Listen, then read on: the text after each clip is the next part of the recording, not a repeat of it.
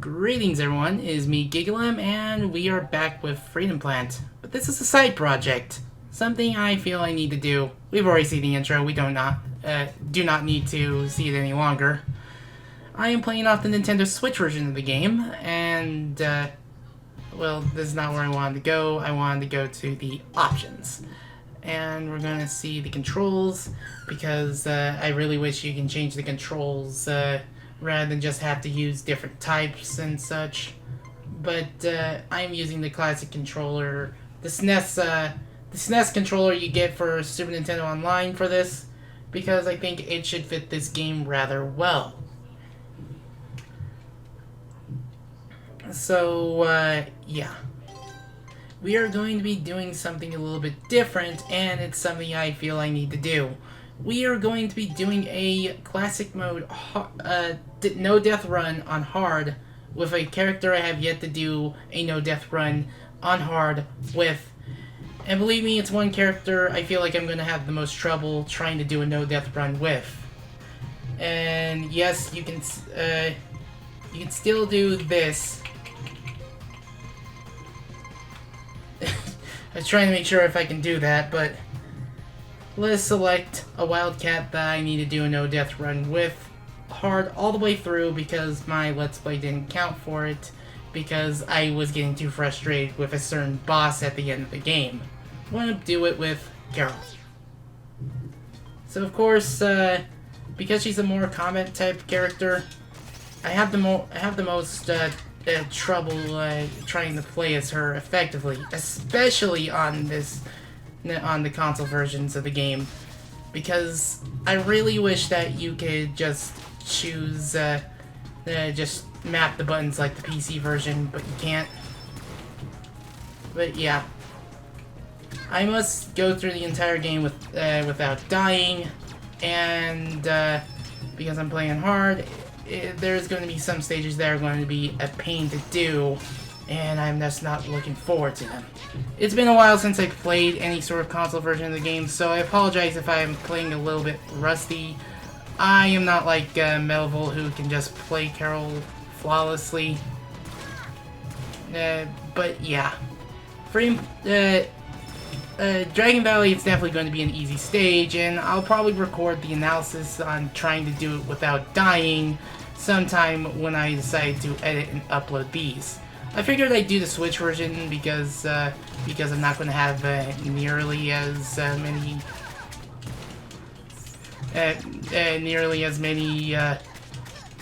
recording issues with it.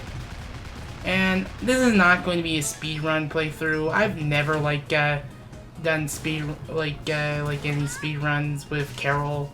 I wish I can get better with Carol, but I prefer to play as her in Freedom Plant 2. I can't wait for that game to finally be released. Yeah, I was down and jumped just to get off of it. But yeah, that's something you can do for getting out of the way, or just getting past that wall without needing to use a block. But yeah, we've already seen the story many times. If you want to watch the playthrough with the story, I do recommend you watch my 5th Let's Play for the channel when I covered it for its 6th anniversary. Depending on when this is going to be updated, you might see a different anniversary logo at the beginning. But yeah. Anyways, this is the snake mount, as Serpent calls it. It's a very easy mini-boss. You have to hit each of the armored parts off. Of course I didn't. This boss is a joke if you've played the Torque beta.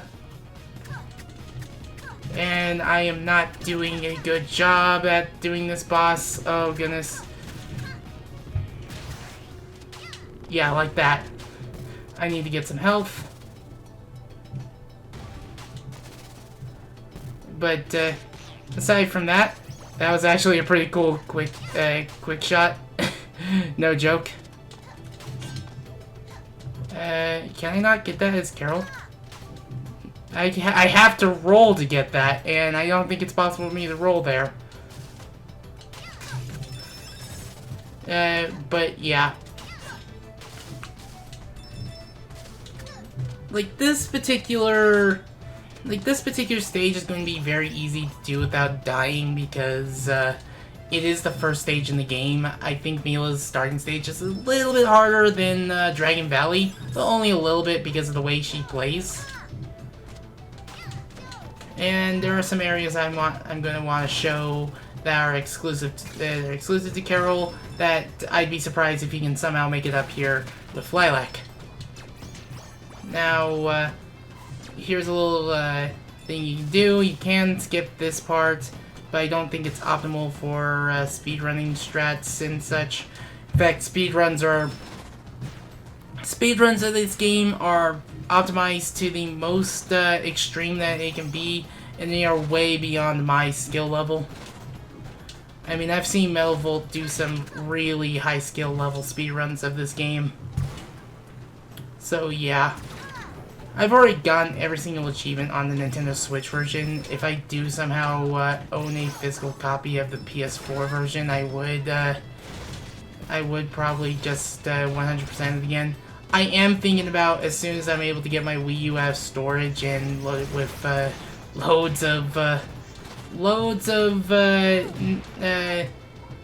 Virtual Console titles, I am thinking about getting the Wii U version of the game. It's the only version of the game that never got a limited run release. Mainly because I think Nintendo didn't want to print any more copies of Wii U titles. Though that baffles me on certain titles, getting Wii U copies way after its lifespan. But yeah, these things right here. Ugh. This game plays really well with this classic controller because of the way it's handled. And ironically, this is supposed to be themed after Sega Genesis platformers and such. And I'm playing with a Super Nintendo controller. Maybe one of these days I should get the Sega Genesis Online controller and test that out against this game. I mean, technically I could do that already with Retrobit Genesis controllers, but that's besides the point. This is definitely going to be one area where you're going to lose your motorcycle. But if you're careful enough and wary of the cautionaries, as you saw, I did lose my motorcycle. Ugh. I need to start using my shoulder button as my special button because I feel it's going to be a little bit easier to handle it with.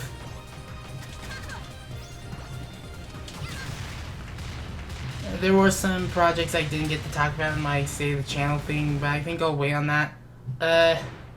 But yeah, that is the first stage, and that stage wasn't so hard, as you can no doubt tell. So yeah, I will see you with the analysis video, and we'll start stage 2.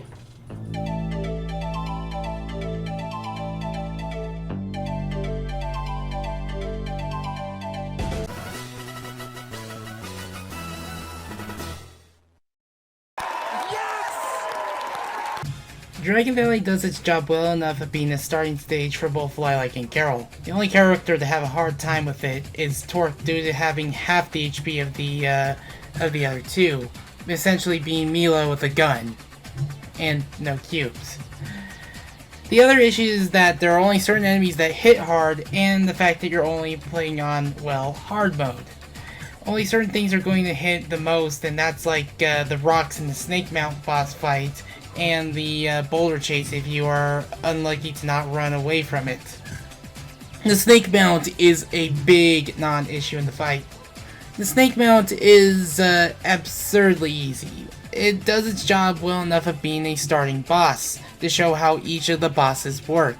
It's not all about just landing a single hit on them and then bouncing back to land another hit on them. It's all about just trying to land enough hits in rapid succession. In this case, the Snake Mount has enough weak points that you need to hit all of them before hitting the head.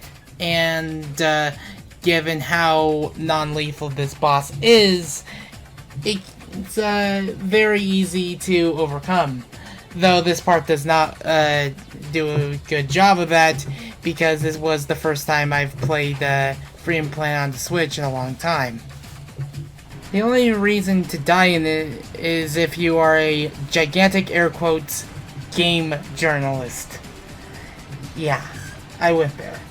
But this stage has a lot of ways to go about it despite having very few pathways.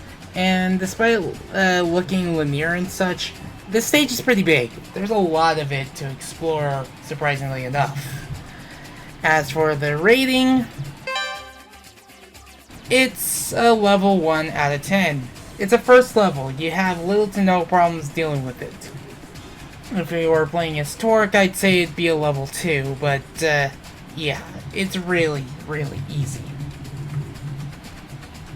Anyways, with that said, let's get on to level 2 of our no death run.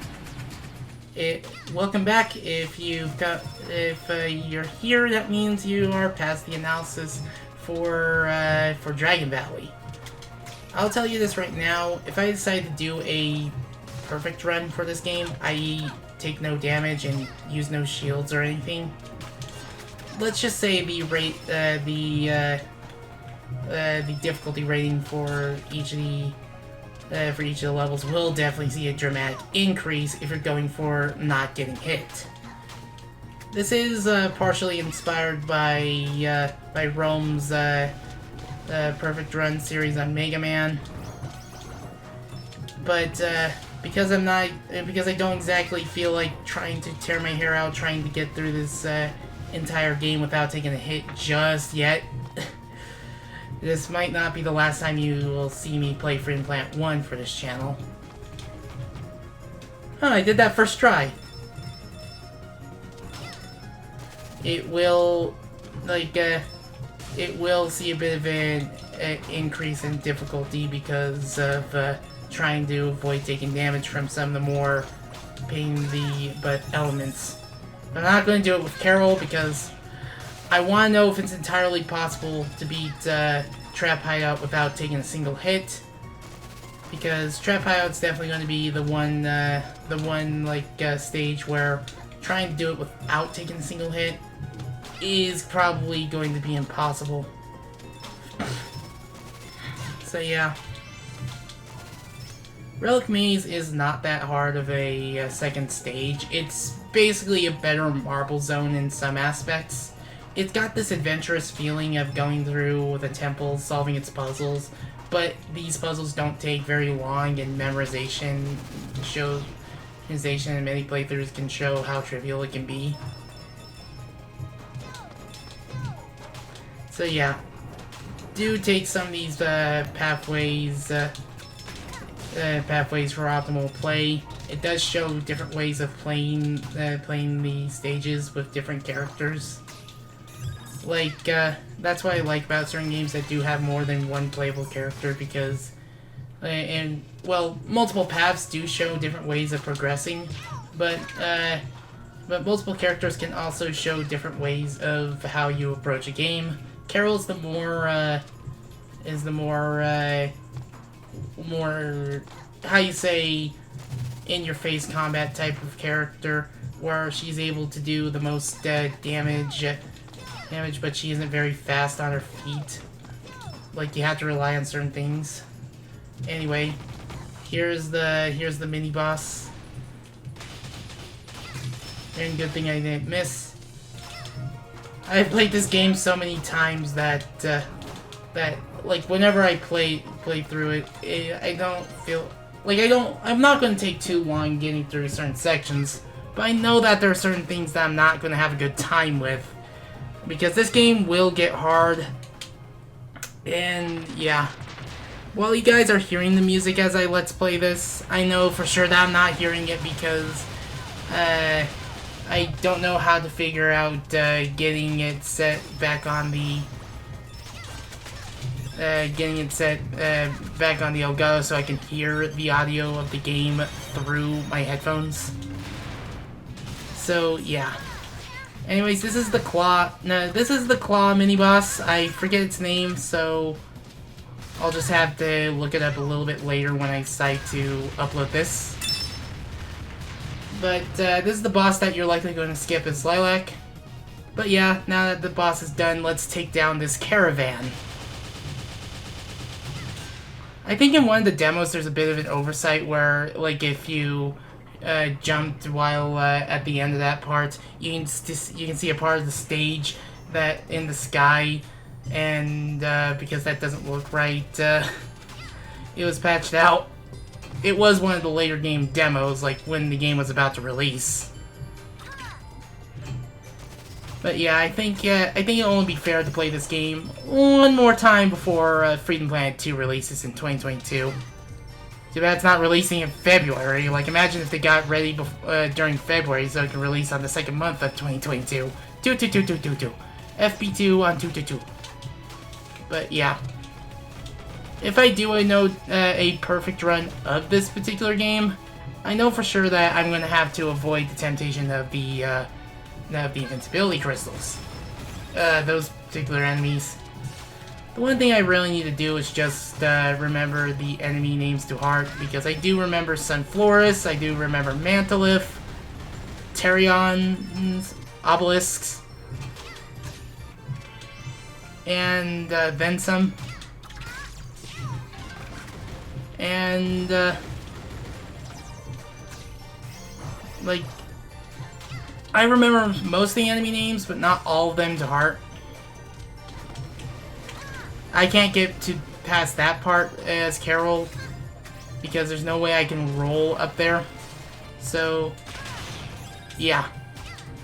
This stage's boss can be a bit difficult, only in the way where it's going to be difficult to try to make sure you can do it without dying, because there are some aspects about it that make it a really brutal boss. Another aspect about this game I do really enjoy is that the spinning enemy you saw right there. If certain enemies have collected crystals, defeating that enemy will make it drop the crystals it's collected, which make it a really nice reward, taking back those crystals. But just like that, we're already at the end of the stage. Shows how much you've played this game when you can just go through the stages really quickly. I mean, 100% this. I've 100%ed this game several times. I've done it twice for my Let's Play, done twice in practice. Done it for this game, this version and such, and I'll do it again. So yeah. I mean, I'm not struggling so much with this particular game. I mean, you can kill this boss normally. I mean, I'll just might as well do it while I can. That's how you're supposed to do it, but just japing the monster, if that's what you want, japing the bird skeleton is an easier way of doing it.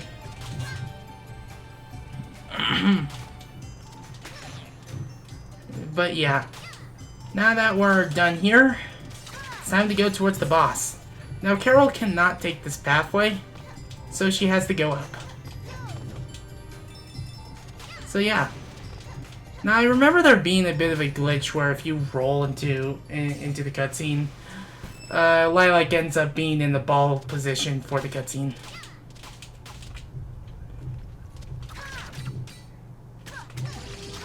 So yeah.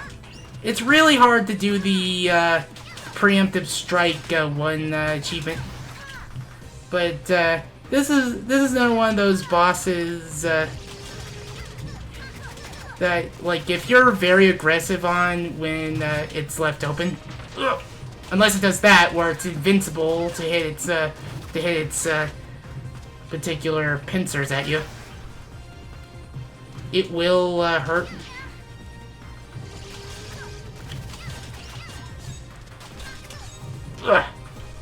Be careful, because it's going to be throwing projectiles of its scythes at you for certain phases. But if you are able to get up close and personal with certain things, like this boss is a test of how is just to see how well you can play this game from here on out, because It's got a lot more attack compared to the snake mount, and it's pretty hard to do without getting hit. Because some attacks will catch you off guard because they do hit hard, and they have some really hard to avoid projectiles. Now, one thing that is recommended that you can do is that it's recommended to use the wild kick as a bit of a for its invincibility frames to avoid taking hits. But with that, Mantalift is already done. We didn't beat it in 8 minutes, but we did it. And with that, I will see you with the analysis video for this stage as well.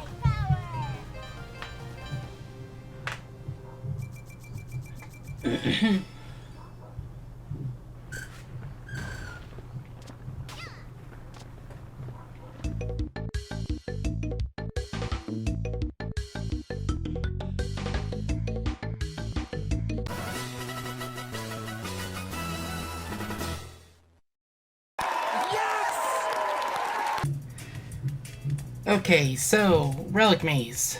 Think of Marble Zone, but more interesting. The level depends on the character, providing different scenarios and strategies with each character, at least on the first half. You have different ways of approaching the second part of the stage. With Lilac and Carol, you have to get past the Caravan, with Carol only being the only one who is required to fight it, while Lilac, on the other hand, well, she can just outright skip the boss. Mila is unable to fight the boss. She's lagging behind, and the girls don't know it. So she has to take a different way with a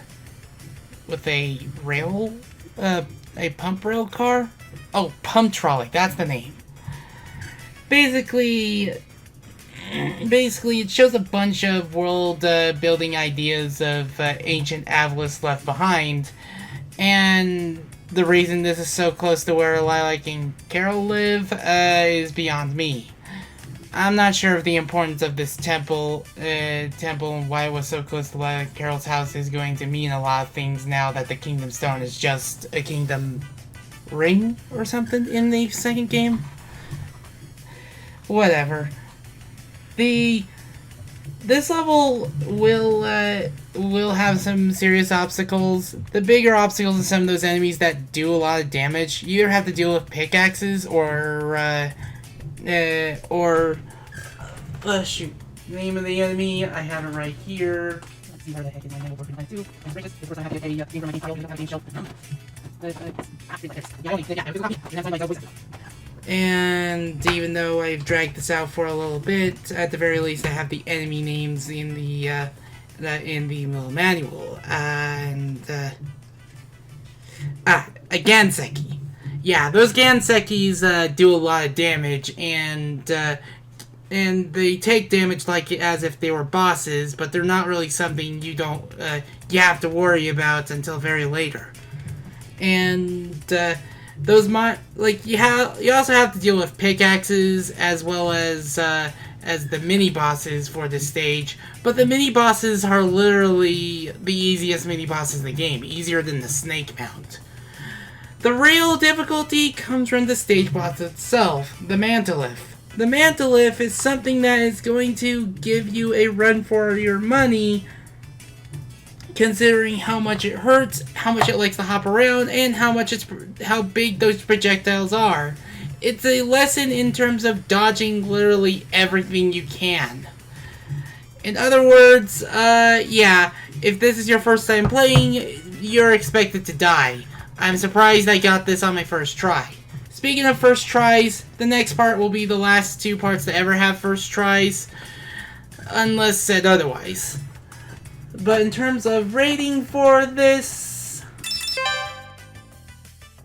it's a 3 out of 10. All because of how many pathways there are, how many more hazards there are, and of course the boss itself. The boss and the stage design will be indicative of how the difficulty is portrayed, but yeah. If you're playing as Lilac for this stage, I'm gonna say this right now, stop using the Cyclone as Lilac's only attack. Lilac has other attacks, use them to combo them into each other's. Use the Cyclone to start the combo, and use the other attacks to continue the combo. Please, don't only use the Cyclone. I've seen so many players screw this up.